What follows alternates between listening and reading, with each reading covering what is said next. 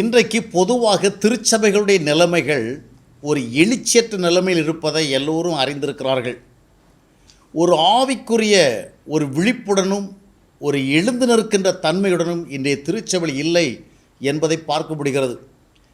உலகமெங்கிலும் நாம் இந்த நிலைமையை பார்க்கிறோம். ஆனாலும் நாம் வாழுகிற இந்த நாட்டில், அதிலும் குறிப்பாக நாம் வாழுகிற இந்த தமிழ்நாட்டில் திருச்சபைகளுடைய நிலைமை எந்த விதமாக இருக்கிறது கவனித்து பார்க்கும் பொழுது, ஆவிக்கேற்ற ஒரு எழுச்சி, தேவனுக்கேற்ற மகிமை வெளிப்படுகிற அந்த அனுபவங்கள் மிகவும் குன்றி போயிருக்கிறது பார்க்க முடிகிறது. இதற்கு நிறைய காரணங்களை சொன்னாலும் அதில் பல காரணங்களும் முக்கியமான ஒன்று, திருச்சபைகளிலே பாடல்கள் அளவுக்கு அதிகமான முக்கியத்துவத்தை பெற்றன. பாடல்கள் தேவனை மகிமைப்படுத்துவதற்கு நல்லது. பாடல்கள் தெய்வீக உணர்வுகளை நாம் உணர்வதற்கு ரொம்ப நல்லது. பாடல்களால் தேவனை நாம் துதிக்கலாம், சூத்திரிக்கலாம். பாடல்கள் நம்முடைய இருதயத்திற்கு நல்ல ஒரு ஆறுதல், நல்ல ஒரு உற்சாகம், ஊக்கம் எல்லாவற்றையும் தர வல்லது. எனவே தான் வேதாகமத்தில் பார்க்கிறோம், கர்த்தருக்கு புதுப்பாட்டை பாடல்கள். பழைய ஏற்பாடு முழுவதும் பாடல்களை குறித்த காரியங்கள் பல இடத்துல வருகிறது. எபேசியர் 5ஆம் அத்தியாயத்தினுடைய 19ஆம் வசனத்தில் கூட அப்போஸ்தலன் பவுல் இந்த பாடலை குறித்து குறிப்பிடுகிறார். அந்த பாடல்கள் மூலமாக வருகிற நற்காரியங்களை இங்கே சொல்லுகிறார். சங்கீதங்களினாலும் கீர்த்தனைகளினாலும் ஞானப்பாட்டுகளினாலும் ஒருவருக்கு ஒரு புத்தி சொல்லிக்கொண்டு உங்கள் இருதயத்தில் கர்த்தரை பாடி கீர்த்தனம் பண்ணுங்க. அப்போது சபைகள் இன்றைக்கு எழுச்சியற்ற, ஒரு சரியான விழிப்புணர்வற்ற, ஒரு போதிய மகிமையற்ற நிலைமையில் இருப்பதற்கு பல காரணங்கள் இருந்தாலும், பாடல்களுடைய அதிகமான உபயோகம், அதை மிஞ்சிப்போன உபயோகம் அதில் ஒரு காரணம் என்று சொன்னேன். பாடல்கள் வேண்டாம் என்பதல்ல, பாடல்கள் வேண்டும். நாம் பாடி துதித்து ஸ்தோத்திரித்து ஆண்டவரை மகிமைப்படுத்த வேண்டும். நல்ல ஆவிக்குரிய பாடல்களை நாம் கேட்டு நம்முடைய இருதயத்துக்குள்ளே நல்ல உணர்வுகளை பெற வேண்டும். அது ஒன்றும் தவறு கிடையாது.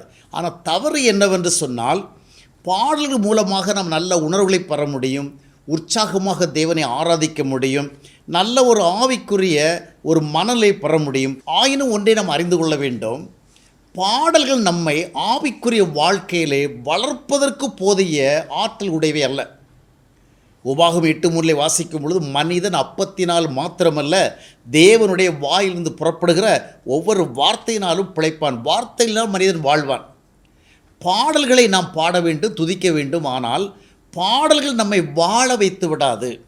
ஆவிக்குரிய வாழ்க்கையில் நாம் வாழ வேண்டும், ஆவிக்குரியவர்களாக வாழ வேண்டும், ஆவிக்குரிய சுபாவங்களோடு வாழ வேண்டும், ஆவிக்குரிய மகிமையோடு வாழ வேண்டும், ஆவிக்குரிய உயர்நிலையோடு வாழ வேண்டும். நம்முடைய வாழ்க்கை நிலை நாம் விசேஷமான ஒரு ஜீவனை பெற்ற வெளிப்பாடாக இருக்க வேண்டும். அந்த விதமான ஒரு வளர்ச்சி நிலைக்கு, எழுச்சி நிலைக்கு பாடல்களுடைய உதவி கொஞ்சம்தான். எனவே பாடல்கள் எந்த அளவிற்கு நம்முடைய ஆவிக்குரிய வாழ்க்கைக்கு உதவுமோ அந்த அளவிற்கு மட்டும்தான் அதனுடைய முக்கியத்துவத்தை உணர்ந்து நாம் அதனை பயன்படுத்த வேண்டும். ஆனால் இன்றைக்கு பாடல்களுடைய முக்கியத்துவம் அளவுக்கு அதிகமாக போய்விட்டது. சொல்லுவார்கள், அளவுக்கு மிஞ்சினால் அமுதமும் நஞ்சாகும் என்று ஒரு பழமொழி நம்ம ஊரில் சொல்லுவாங்க. இப்போ ஒரு சாப்பாடு செய்கிறவங்களுக்கு கூட உப்பு வேணும். ஆனால் உப்பையே அதிகமாக போட்டுட்டோம்னு சொன்னால் சாப்பிட முடியாது. நாம் டீ சாப்பிட்றோம், சுகர் போடணும், அப்போ தான் அந்த டேஸ்ட்டாக நம்ம ஃபீல் பண்ணி குடிக்க முடியும். ஆனால் ஒரு ஸ்பூன் போட வேண்டிய இடத்துக்கு 3 ஸ்பூன் 4 ஸ்பூன் போட்டோன்னு சொன்னால் அந்த டீ பயனற்றது. அதுபோல்தான் கிறிஸ்தவ மக்கள் மத்தியிலே பாடல்களுடைய உபயோகம் அளவை கடந்து சென்று விட்டது. அதனுடைய விளைவாக வார்த்தைகளுக்கு கொடுக்கிற முக்கியத்துவம் பின்னால் போயிட்டு, ஜனங்கள் பாடல்கள் மூலமாக தங்களுக்குள் ஒரு நல்ல உணர்வை தேடினார்கள். ஆனால் வார்த்தைகள் மூலமாக, வசனங்கள் மூலமாக அவைகளை தேடி பெறுவதிலே அவர்கள் பின்தங்கினார்கள். இதுதான் திருச்சபைகளில் நடந்தது. திருச்சபைகளிலே அதிகமான பாடல் பிரயோகத்தினாலே திருச்சபைகள் இன்றைக்கு பாழ்பட்டு விட்ட ஒரு நிலைமைக்கு வந்துவிட்டது, பரிதாபமாக வீழ்ந்து விட்ட ஒரு நிலைமைக்கு வந்துவிட்டது என்று சொல்லலாம். ஏனென்றால் வார்த்தைகளை கொண்டு ஜனங்களை பல போதகர்கள் கட்டாமல் பாடல்களை கொண்டு அவர்களை கட்டினார்கள். அதனால் பரவச அனுபவங்கள் பெருகினது, பரிசுத்த அனுபவங்களோ அழிந்தது. பாடல் மூலமாக நல்ல பரவசம் கிடைக்கும், நல்ல ஒரு மென்டல் எக்ஸைட்மெண்ட் கிடைக்கும், நல்ல ஒரு ஃபீல் கிடைக்கும், நல்ல ஒரு இன்னர் ஃபீலிங் கிடைக்கும். ஆனால் பாடல்கள் நம்மை ஆவிக்குரியவர்களாக வளர்ப்பதற்கு போதிய வலிமையுடைய, அதற்குரிய சத்துணவு அதில் இல்லை. எனவே பாடல்களை எந்த அளவிற்கு நம்ம பயன்படுத்த வேண்டுமோ அந்த அளவிற்கு பயன்படுத்த வேண்டும். இன்றைக்கு என்ன ஆகிவிட்டது என்றால், பக்தியை வெளிப்படுத்துவதற்கும் நாம் பாடல்களைத்தான் பயன்படுத்துகிறோம். பக்தியை வளர்ப்பதற்கும் பாடல்களை தான் பயன்படுத்துகிறோம். பக்தியை நம்ம பக்தர்களாக வாழுகிறோம் என்கிற சாட்சியை வெளிப்படுத்துறதுக்கும் அந்த பாடல்களை தான் பயன்படுத்துகிறோம். நல்ல பக்தியாக பாடிக்கொண்டிருந்தால் நாம் பரிசுத்தமாக இருப்பதாக உணர்கிறோம். நல்ல பக்தியோடு பாடி துதித்து விட்டால் ஆண்டவரை மகிமைப்படுத்தி விட்டதாக எண்ணுகிறோம். நல்ல பாடலை கேட்டு அந்த பாடலுக்கு ஏற்றபடி நன்றாக ஆடலும் சேர்ந்து உடலை நன்றாக அசைத்து உடலை பலவிதங்களில் உற்சாகப்படுத்தி கொள்கிற பொழுது நாம் நல்ல ஆவிக்குரியவர்களாக இருக்கிறோம் என்கிற உணர்வை பெற்றுவிட்டோம். இதில் நடந்தது என்னவென்று சொன்னால், வார்த்தைகள் மூலமாக பெற வேண்டிய, சத்தியத்தின் மூலமாக பெற வேண்டிய, தேவனுடைய தெளிவான உண்மைகளின் மூலமாக பெற வேண்டிய ஆவிக்குரிய நல்லுணவை பெறாமல் போய்விட்டோம். ஒரு மரத்துக்கு தண்ணீர் மிக மிக அவசியமாக இருந்தாலும் அந்த மரம் போதிய வளர்ச்சி அடைவதற்கு அதற்கு உரிய உரங்களும் தேவைப்படும். ஆக நாம் ஒரு பகுதிக்கு அதிக முக்கியத்துவம் கொடுத்து விட்ட காரணத்தினாலே இன்னொரு பகுதி பலவீனமடைந்து விட்டது. இன்றைய திருச்சபைகளை பாடல்களும் பாடல் சார்ந்த ஆடல்களும் பாடல் கொடுக்கிற பரவச உணர்வுகளும் மேற்கொண்டு விட்டது. அதனுடைய விளைவாக சத்தியம் கவனிக்கப்படாமல் போய்விட்டது. சத்தியத்திற்கு முக்கியத்துவம் இல்லாமல் போய்விட்டது. மக்களுடைய தேடலும் நாடலும் அதிகமாக பாடல்களாகவே மாறிவிட்டது.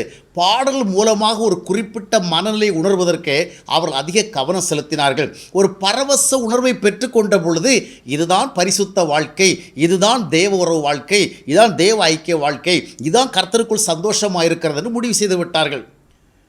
ஒரு காலகட்டத்தில் பார்த்திங்கன்னா பாடல்களே, கர்த்தருக்கு புதுப்பாட்டை பாடுங்கள், கர்த்தரை துதித்து பாடுங்கள், விதமாக நிறைய வசனங்கள் பழைய பாடலில் இருக்கிற அதே வேளையில் ஒரு எச்சரிக்கை இருக்கிறது.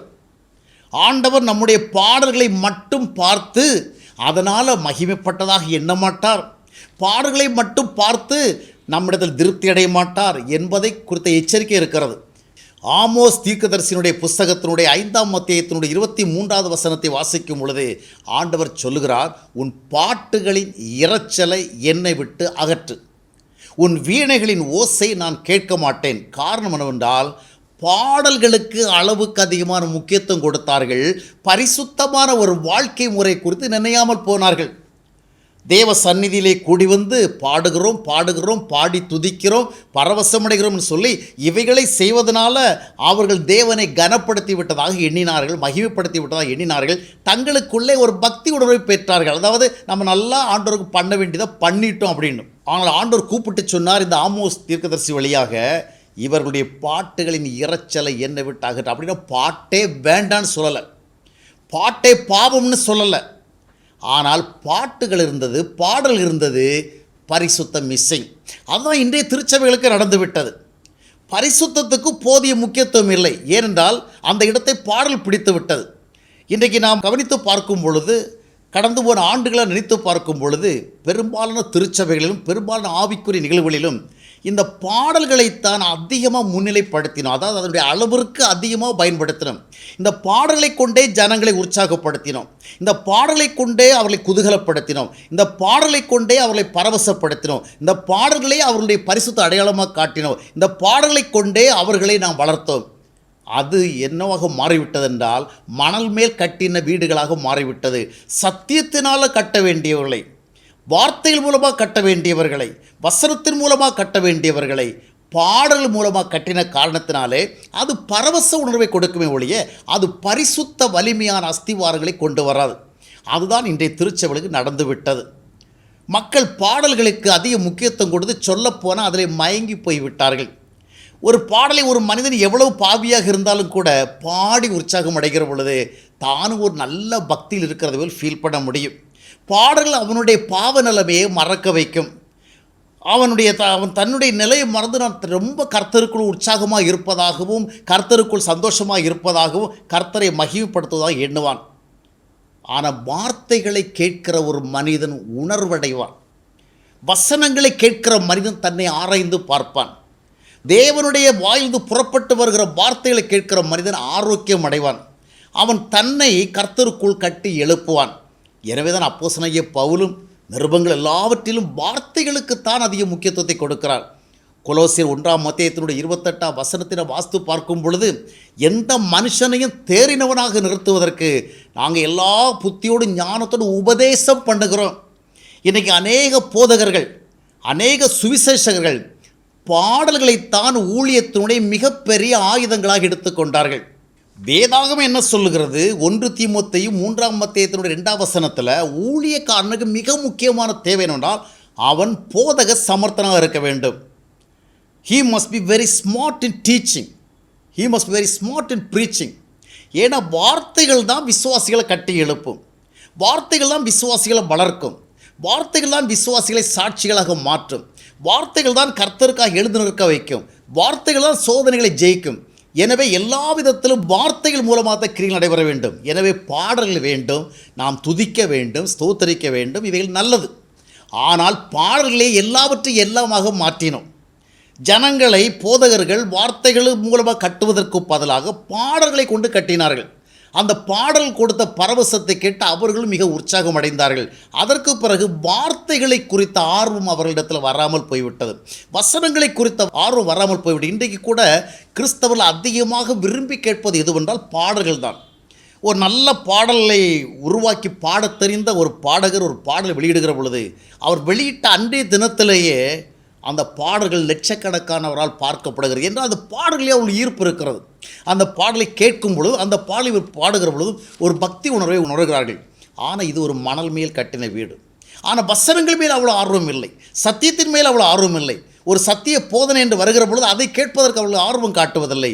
காரணம் என்னவென்றால் பாடல்களே அஸ்திபாரமாக மாறிவிட்டது, பாடல்களே இரத்த ஓட்டமாக மாறிவிட்டது, பாடல்களே உணர்வாக மாறிவிட்டது, பாடல்களே அவர்கள் அருந்துகிற நல் நீராக மாறிவிட்டது.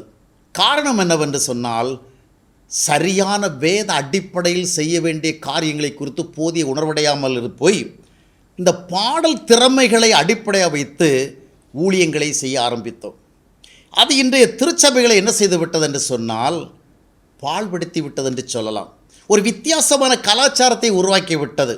எதற்கும் பாடல்களையே சார்ந்திருக்கிற, பாடல்களையே நம்பியிருக்கிற, பாடல்கள் இல்லை என்றால் ஆவிக்குரிய உணர்வை அடைய முடியாது. இன்றைய திருச்சபைகளிலே பாடல்களை மைனஸ் பண்ணி பாருங்கள், அநேகருக்கு ஆவி வராது, அநேகருக்கு எழுச்சி வராது, அநேகருக்கு உத்வேகம் வராது, அநேகருக்கு உற்சாகம் வராது.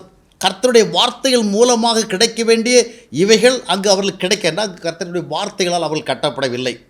எனவே கிறிஸ்தவ உலகத்தில் பாடல்களை சார்ந்த ஒரு ஆவிக்குரிய கலாச்சாரம் உருவான காரணத்தினாலே வசன தாகம் போய்விட்டது, வார்த்தை தாகம் போய்விட்டது. வார்த்தை தாகமும் வசன தாகமும் இல்லை என்றால் ஒரு விசுவாசி ஒருபோதும் நிலைத்து இருக்க முடியாது, அவன் சோதனைகளை ஜெயிக்க முடியாது. ஆனால் என்ன நடந்து விட்டது என்றால் பாடல்களையே பாட வைத்து, அந்த பாடலுக்கு ஏற்றபடி அவர்களை ஆட வைத்து, அவர்களிடத்தில் உடல் அசைவுகளை ஏற்படுத்தி, இதுதான் ஸ்பிரிச்சுவாலிட்டி, இதுதான் ஸ்பிரிச்சுவல் ஜாய், இதுதான் ஸ்பிரிச்சுவல் ஃபில்லிங் அப்படியெல்லாம் சொல்லி என்ன ஆகிவிட்டன, மக்கள் இதைத்தான் பக்தியாக எடுத்துக்கொண்டார்கள். பாடல்களை கேட்கிறதுல பக்தி, பாடல்களை பாடுகிறதுல பக்தி.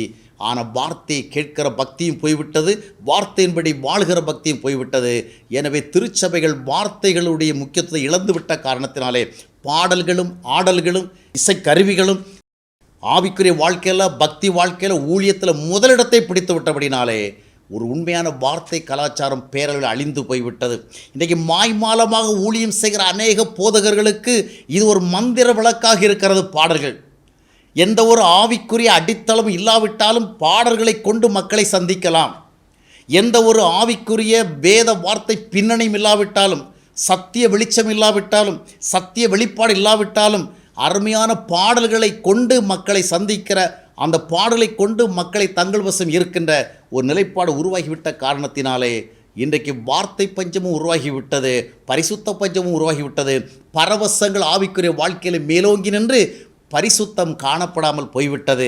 இன்றைக்கு அநேக இடத்துல பரவசத்தை பார்க்க முடியும், உற்சாகத்தை பார்க்க முடியும், உத்வேகத்தை பார்க்க முடியும், ஆனால் பரிசுத்தத்தை பார்க்க முடியாமல் போய்விடுகிற காரணம் என்னவென்றால் பாடல்களையே ஆவிக்குரிய வாழ்க்கையினுடைய அனைத்துமாக மாற்றிக்கொண்டார்கள்.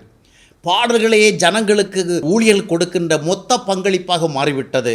பாடல்களிலேயே பேசி பாட வைத்து ஆட வைத்து அவர்களை உற்சாகப்படுத்தி இதுதான் ஆவிக்குரிய வாழ்க்கைன்னு காண்பித்து விட்டதால் ஒரு தவறான கலாச்சார ஜனங்களோடு அதிகம் ஒட்டி கொண்டு விட்டது.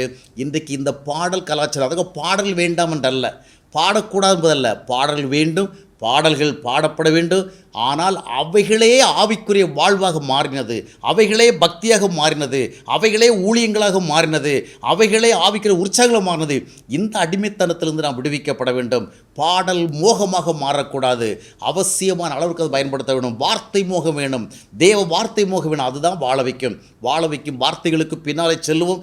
பாடல்களை உரிய அளவிற்கு அதற்கு எவ்வளவு முக்கியத்துவமோ அந்த முக்கியத்தினாலே புரிந்து கொண்டு செயல்படுத்துவோம். அதுவே நம்முடைய ஆவிக்குரிய வாழ்க்கையை கட்டி எழுப்பும்.